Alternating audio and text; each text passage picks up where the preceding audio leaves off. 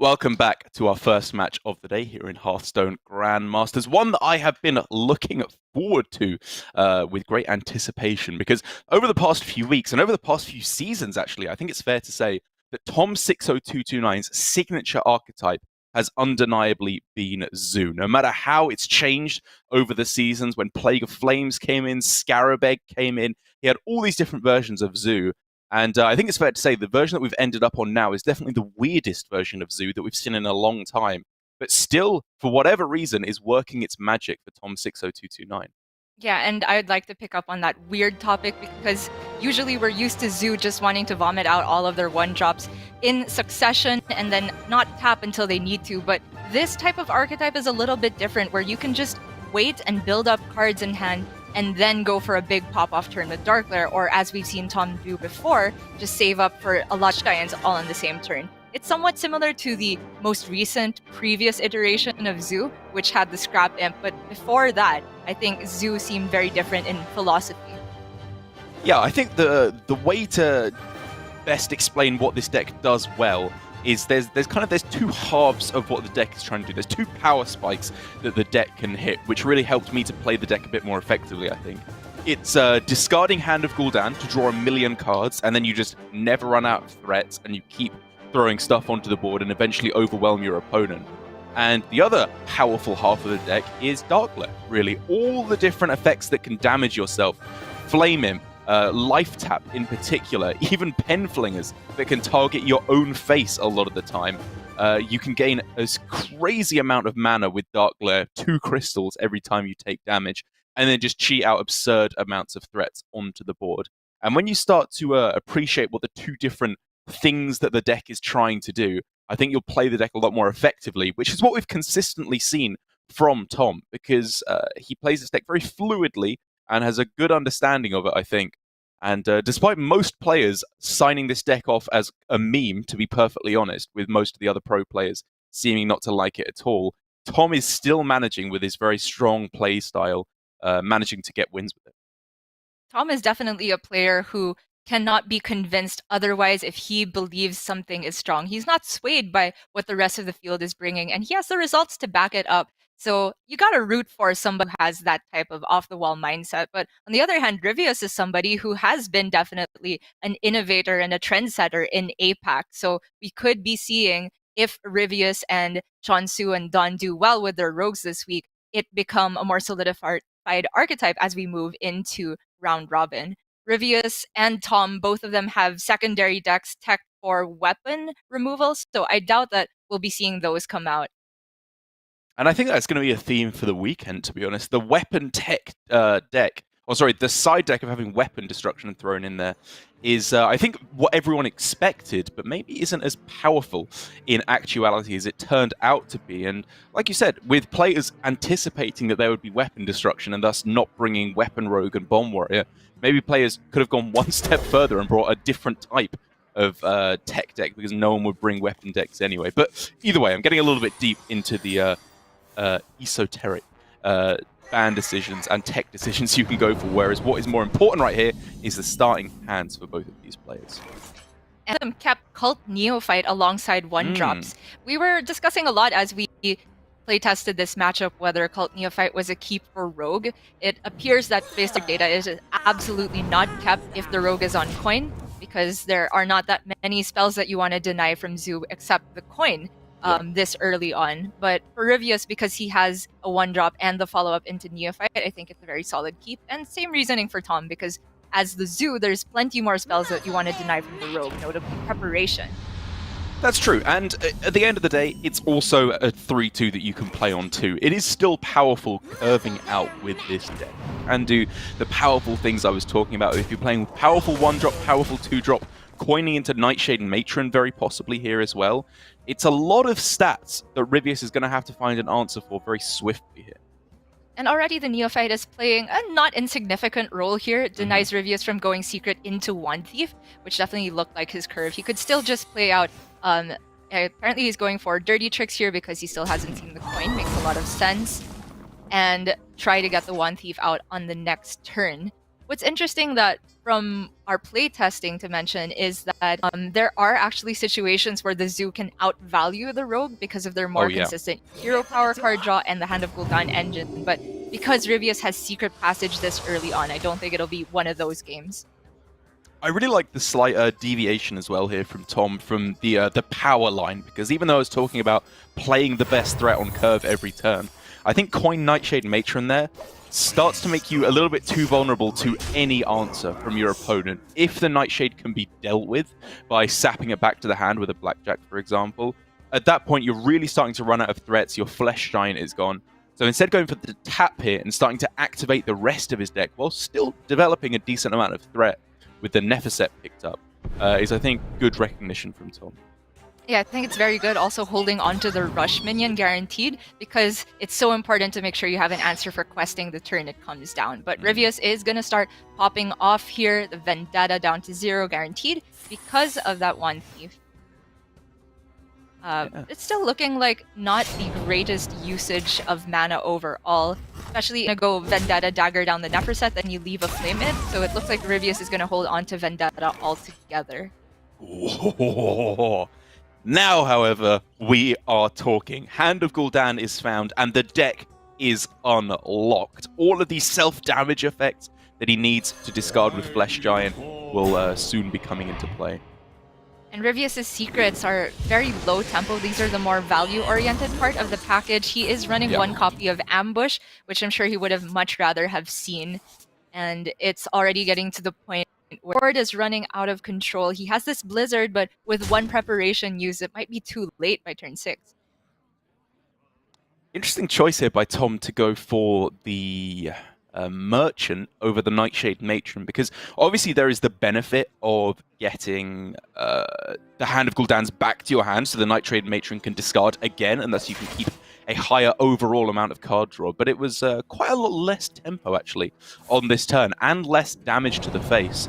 But I think that's actually something that is worth talking about with this deck, is that damage to face is not really the most important thing with this deck. You just need to be constantly moving towards getting these stupidly powerful swing turns with either Flesh Giant or Dark Glare. I would agree. I think Tom recognizes that he can afford to be the defender in the early part and then swing all at once. But Ryvius with the passage, picking up probably the most important card in the matchup, I would say, Blackjack Stunner, and denying the multiplied Hands of Gul'dan kind of makes the Nightshade Matrons a little bit more stuck now for Tom, who, by the way, held on to this Flame Imp so he could pop off with a Dark Glare, but now he has much less of a board to work with. And all of a sudden here, even though it seems like it's quite insignificant with just this small amount of damage on board, Ryvius, I think, is going to have to go for some kind of a cheesy game plan with that Blizzard and trying to smork his opponent down, whilst Tom also damages himself a lot, because this turn for Tom is about to get ludicrous. It's phenomenal. He can play down the Nightshade, and then go Raise Dead, and then play down the Flesh Giant. The Blizzard is so rough, as is any piece of freeze that you can pick up, which is a lot more common now for Rogue because of one piece. Because, as you mentioned, Zoo hurts its face a whole lot. They don't have a good way of answering freeze. That's one thing that didn't change from Zoo between any of its iterations. And the Rogue, by that point, can just start to race. But will Ryvius have a board to work with after he goes for freeze? Okay, things, however, are still happening for Ryvius here. He's got the Blizzard on this turn, and then, given that the Blackjack is very likely to survive with the limited removal, he's got Plagiarize plus a double sap effect, I suppose, with the double Shadow Step. And Tom is still dying very, very quickly. Absolutely is. We've seen Tom be very fearless with his health total, and it's somewhat justified against Rogue because this particular deck is not running Eviscerates, none of the burst you might see from the other types of Rogues. Picking up second Flesh Giant is a lot of pressure for Ryvius to deal with. And the Cult Neophyte, can't sleep on that either. Oh, it's so close, isn't it? He's got double Shadow Step still, even with the Neophyte down, to be able to sap both of the Giants here if he wants to. But at that point, his opponent is down to 7, maybe 6 health with the hero power. And that's enough for Tom to survive on. He can just stop doing any of the self-harming effects. and possibly just close out the game next turn after replaying the Flesh Giants.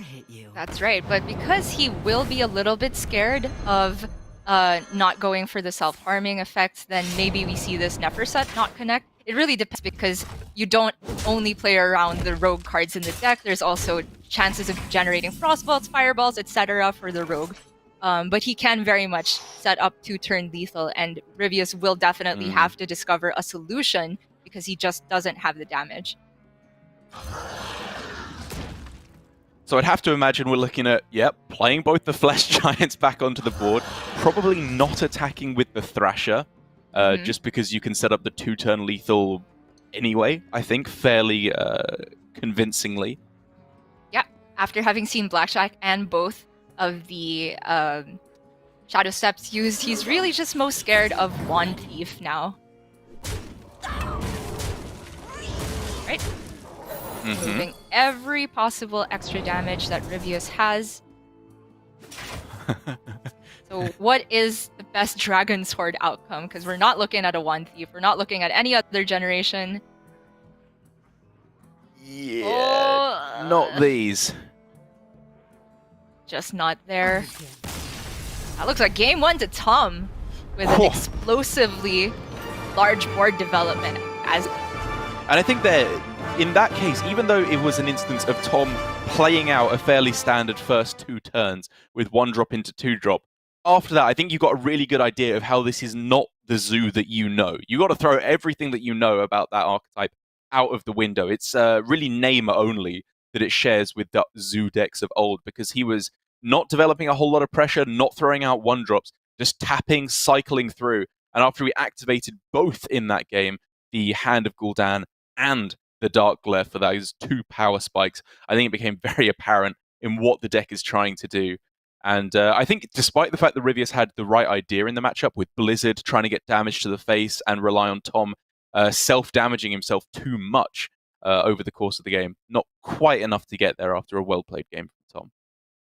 And I think it really goes to show the difference in interaction of Jack Stunner with Flesh Giant in particular. It is the biggest threat card, but it's also a card that if you bounce, it's very likely to come down for cheap again. So you're essentially just buying yourself the 1 turn of stall and not so much tempo swing. So just the Blackjack alone often is not enough to get there. It needs to be paired with Edwins, with Questing Adventurers, and this time Ryvius again does not have the coin to deal with, which does make things a little bit difficult for Rogue. However, he's still keeping the Edwin because there are preps and shadow steps in the deck.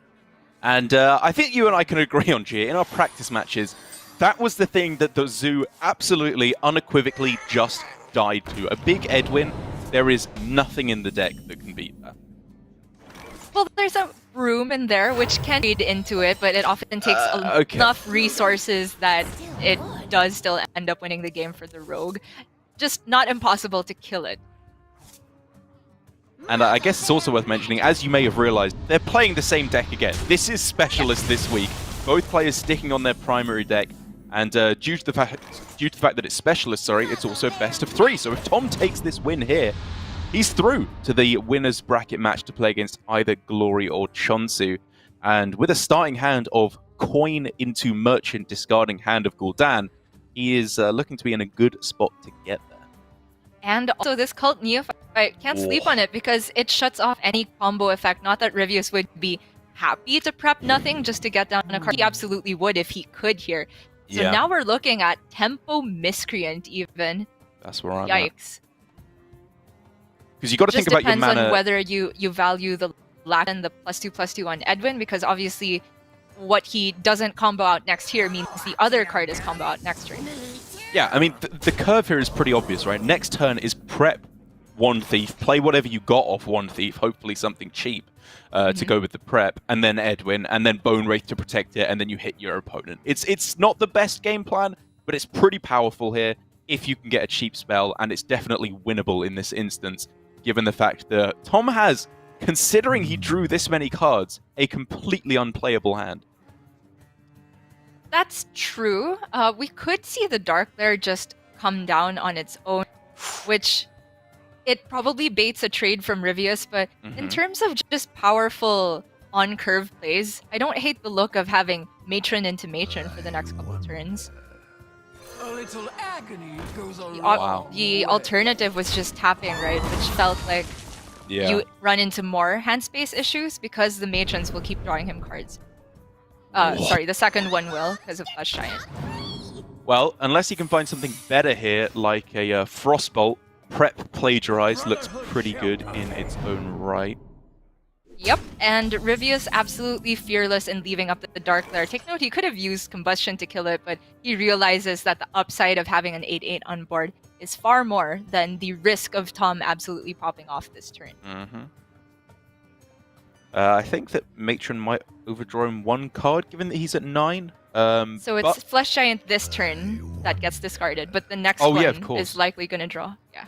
Do always forget that. Same here. And I think you're fine discarding one Flush Giant, given that Tom's hand is not the self-damaging synergy that you're used to in this situation. It sucks, but again, this is what I was saying. Edwin is the hump that you have to overcome in the matchup. Of course, fitting in the free tap there. Oh, Tom is actually trading off the Edwin immediately. I was somewhat expecting double trades here because 2 damaged minions is very difficult for Rogue to deal with, but Tom, I think it's definitely fair to say that you need to protect the health on your face here. Yeah. This is one of the situations where Zoo will not win that race. Yeah, absolutely. Because, I mean, if you have a Neverset Thrasher on the board, you have to be at basically the same health total for you to even win the race, because it's damaging you for 3 each turn in addition to your opponent.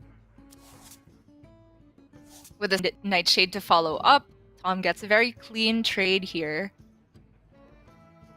And I don't hate the look of Voidwalker to close out the turn, because strangely it'll line up just fine against a bunch of 1 attack and a 2/1 minion on Ryvius's board. But he goes for the tour guide pre-loading for the Disease Vulture turn. I think that also a lot of sense.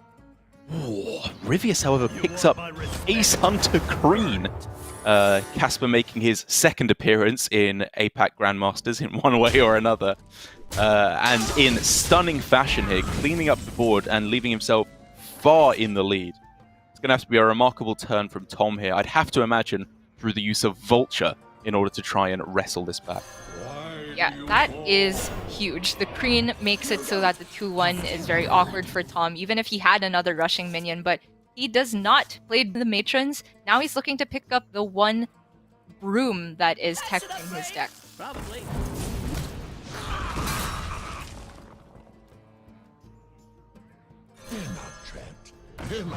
Well, it's not a terrible turn to push onto the board at all. Fire coming in clutch, also to remove that Kreen. And we noticed that Tom here prioritized going wide and continuing to cycle rather than going for, say, 2 to 3 minions with the Diseased Vulture. As somebody who played a lot more Zoo than I did last night, do you have any thoughts on that? Well, I was definitely looking at going for the Vulture on that turn, it's got to be said. I think just trying to set up for an even bigger turn next turn is very possibly his thought process, in addition to the Cult Neophyte, and also just hand space I think was a problem as well, because if he taps and raise deads, he's not going to have enough room to play any of his threats, really. Yeah, the hand space is starting to become an issue again.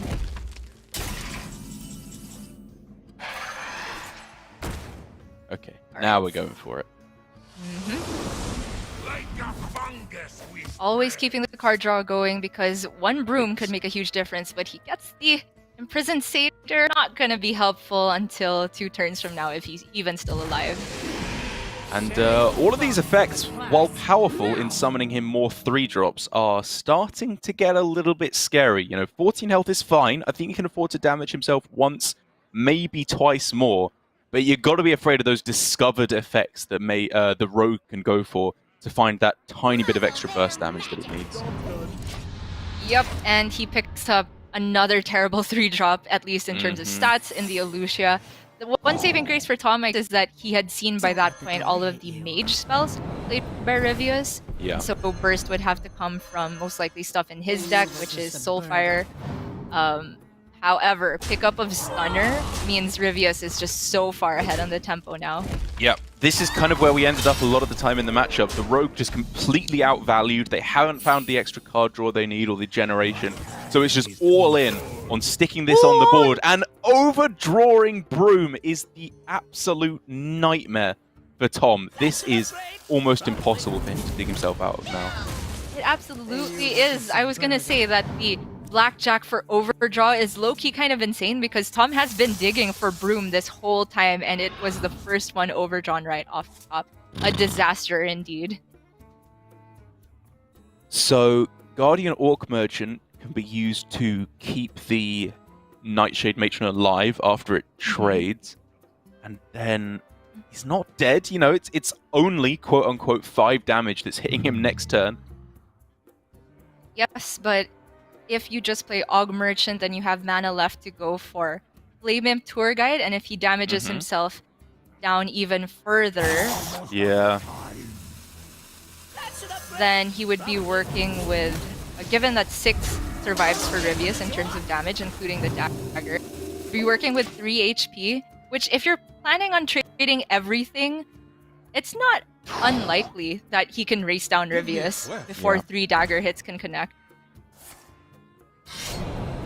Tom will now, of course, have perfect information on the dirty tricks as the secret with both Plagiarize and the ambush being ruled out now, which means he can just not play a spell for the rest of the game, I think, quite happily. Yep.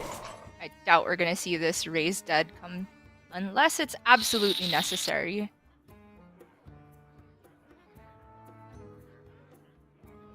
Problem is that Nephset Thrasher, which I believe Viper is the other player to bring Zoo Warlock, actually cut from the deck. Probably because of situations like this, it's completely useless here, more or less. Even with the discount down to 0 mana, 3 damage every turn, like if you attack with it once, you're already right on the brink. I wouldn't say 100% useless. He can just play it on board and, okay, before this tap, he wasn't necessarily sure. But now it's a question between, it was kind of like he had the option to go tap Flame Imp or Nephset. And he does set up pretty much close to lethal at this point. Right. Ryvius can trade. But if he trades, then Tom attack with a Nephset, so it's fine.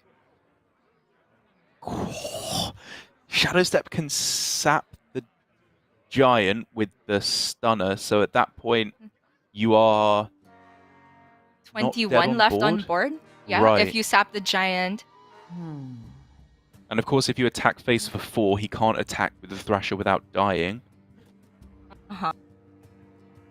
He has to go for it. Ryvius is just thinking that he can't get the last 1 damage through next turn because, of course, he'll put Tom down to 2. Tom trades. Ryvius still needs 1 damage. And if he uses Shadow Step and the Blackjack, he won't have a combo activator for a potential 1 thief. Of course, it's the only thing he can do to stay alive, so he just has to believe in a top deck for the next turn. And that's exactly it, isn't it? The 2 top decks he's looking for are 1 Thief or Miscreant to find the extra point of damage of the lackeys in order to get the lethal, but it's the only choice, like you say. It hurts, but he has to go for it. Soul Fragment, however, does mean that Tom can attack on this turn, and with 12, 17, 21, that's lethal. That's just lethal with Soulfire off the top. The heal had to come first for him to be able to attack with Nephset Thrasher. Crazy. And granted, it was pretty likely to hit heal because Tom is just on 1 card left in the deck because of how crazy the cycle is in this deck. But that's a series in the books because this is Specialist Best of 3. Oh no, wait, was that incorrect order? Because he could have discarded Hand of Gul'dan there, which, drawing 1, 2, 3. Oh no, he would have been alive at 1 health if he'd done it that way. But if he'd attacked with the Thrasher after... There was some weird interaction there at the end with discarding Hand of Gul'dan, and I think it could have ended in a draw if that had gone wrong for him. Either way, that is the win coming through for Tom with the Nephset Thrasher able to close things out. Crazy way to start off the day, and unfortunately for Ryvius, moving down to the losers bracket, it was a swift defeat with the Zoo versus Rogue. It really, really was. I mean, that happened of an eye. I was still trying to think of what Ryvius's outs were without a combo activator in hand, because if he had drawn just Miscreant or just one Thief, it wouldn't be playable with the activation.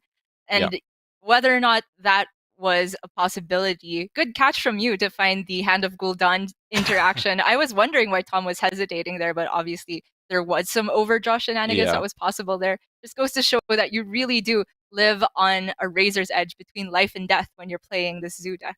Yeah, I mean, I don't want to commit to it too heavily, but I think he did it in the wrong order because he didn't attack with the Thrasher first because he was afraid of a 3-drop being summoned, which maybe could have messed something up.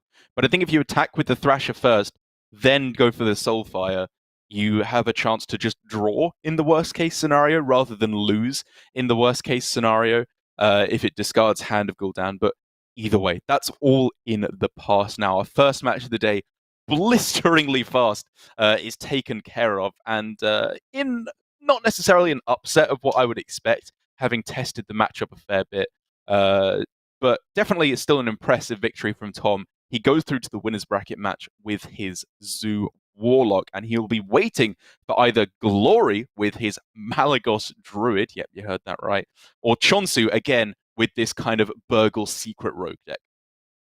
Yes, it is impressive indeed for Tom because Ryvius was actually the #1 seed playing during the Swiss portion, which was off stream. 7-2 match score. The Rogue deck performing well across the board if we include Chonsu and Dawn, all having the same archetype and that same practice group. The fact that all three of them made the top 8 speaks for the strength of this Rogue deck, but it could have its one Kryptonite in this very, very off-meta choice from Tom in the Zoo. So as you mentioned, we'll now be moving on to the next matchup where Chonsu has that same archetype as Ryvius, but Glory is on